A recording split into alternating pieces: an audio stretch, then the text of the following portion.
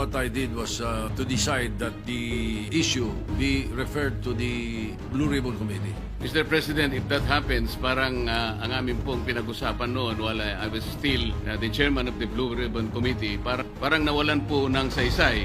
Ang mangyayari po noon, with all due respect, baka po ma-compromise o mawala po yung integrity ng proceedings natin. The integrity of the inquiry is very, very important here. Sila po ay pinangakuan namin sapagkat nagpapasaklolo sila. Alam nila na may panganib ang buhay, hindi lamang sa kanilang mag-asawa kung hindi yung pamilya nila. Kaya nakita po namin ang urgency.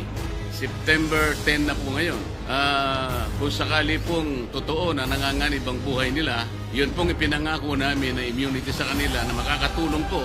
At yun naman po ang naging courage sa kanila para lumabas into the open and tell all.